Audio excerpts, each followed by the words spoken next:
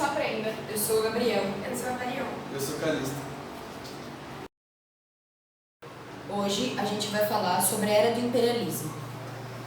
Até meados do século XX, as pequenas empresas elas eram iniciadas sem grandes recursos e elas cresciam a partir dos lucros e investimentos de seus donos.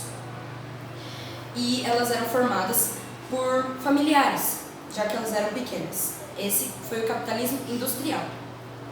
Quando essas empresas começaram a crescer, elas exigiam grandes recursos e os donos por si só não davam conta de manter essas empresas de pé.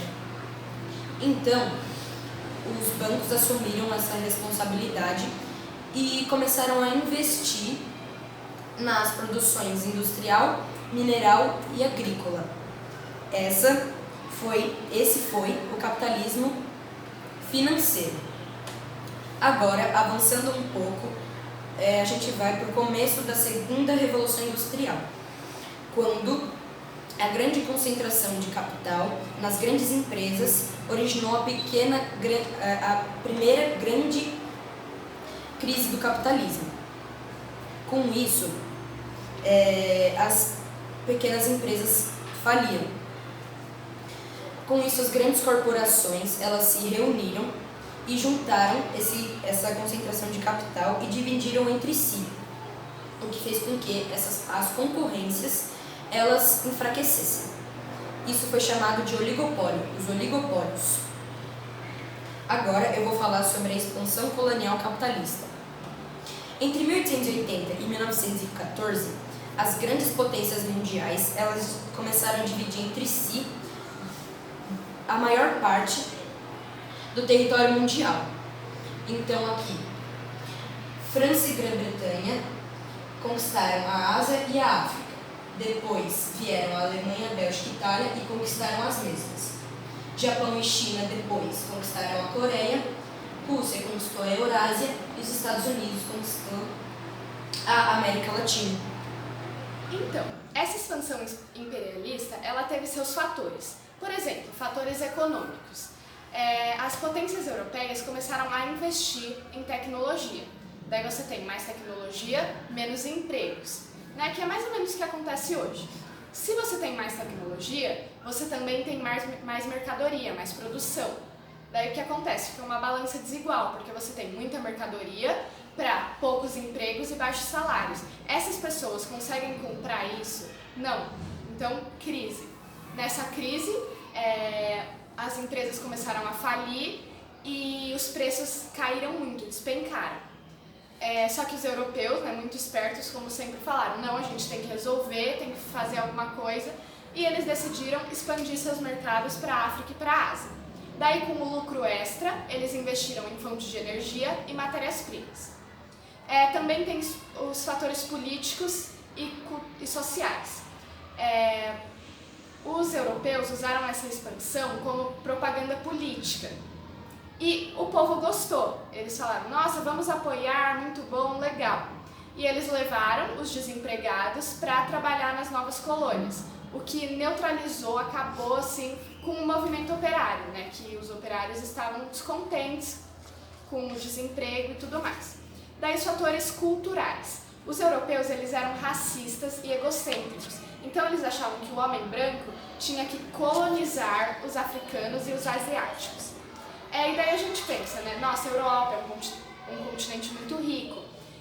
Não é à toa, não é do nada que eles ficaram ricos. Por acaso, né? O imperialismo, ele consolidou uma economia global, extraindo os lucros das colônias. Daí eu falei, né, que tem a expansão na África. Até o começo do século XIX estava tudo bem, né? Tinha lá os povos, as colonizações na África e eles estavam bem com suas organizações, ok. Daí chegaram os europeus e ficaram, não, agora a gente chegou, a gente vai ficar e vocês obedecem a nós. Tomaram o poder dos africanos. Só que todo mundo queria uma parte da África. Então eles foram em Berlim, no Congresso de Berlim, de 1884 a 1885, para decidir, né, estabeleceram as regras para essa expansão imperialista e que país que ficaria com que parte da África. Daí como foi essa colonização?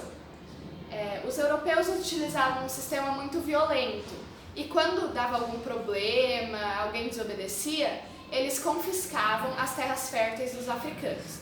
E para aumentar a produção, usaram a mão de obra nativa para o escoamento de produtos. E tiveram duas políticas coloniais. A primeira era de assimilação, usada por Portugal, França e Bélgica, onde eles ensinavam a língua e introduziam os costumes e o modo de vida cristão europeu. E o outro de diferenciação, usado por Inglaterra e Alemanha, onde eles usavam as próprias organizações dos povos africanos para administrar o seu comércio e seus negócios. Então, eles se aproveitavam do que já estava lá, de como os próprios povos africanos se organizavam para administrar o seu comércio e seus negócios. E é isso. Em 75, a Grã-Bretanha e a África passaram a ser do mesmo território, e entre elas existia o Canal de Suez. Esse canal ele tinha uma grande importância estratégica porque ele ligava o Mar Mediterrâneo ao Mar Vermelho. E os ingleses eles queriam muito tomar posse desse canal, então eles criaram um protetorado e assim o comício da Grã-Bretanha passou a ser um dos maiores territórios da África. Agora os franceses na África. Os franceses eles conseguiram conquistar transformar a África Ocidental francesa. Meu Deus do céu, alguém... Foi formado no Congresso de Berlim e o domínio de terras foi definido pelas áreas de influência. Ou seja, quando elas fossem exportadas para o litoral, poderia se expandir para o interior. E assim, a França conquistou a área do Rio Níger, criando a África Ocidental Francesa. E agora eu vou contar um pouco como ficou a situação dos portugueses, belgas e holandeses. Portugal expandiu o território na costa ocidental africana, a Bélgica ficou com a bacia do Rio Níger e a Alemanha tardiamente ocupou a divisa da África Ocidental. Sendo assim, os três saíram muito bem.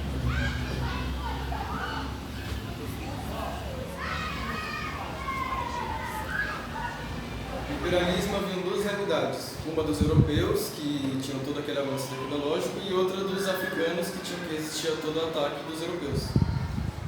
Muitas terras africanas foram dizimadas e derrotadas pelos europeus por conta de todo o avanço tecnológico, mas algumas terras conseguiram sobreviver e resistir por mais alguns anos a esses ataques. Um exemplo dessas terras que conseguiram sobreviver e fizeram algumas ações para poder parar os europeus foi a Rebelião Achante, que foi uma revolta que ocorreu entre 1890 e 1900, e ela começou porque os europeus desrespeitaram a cultura dos Achantes e eles eram bem rígidos quanto a isso, e os Achantes não gostaram nada do desrespeito dos europeus, então eles começaram uma rebelião, uma revolta.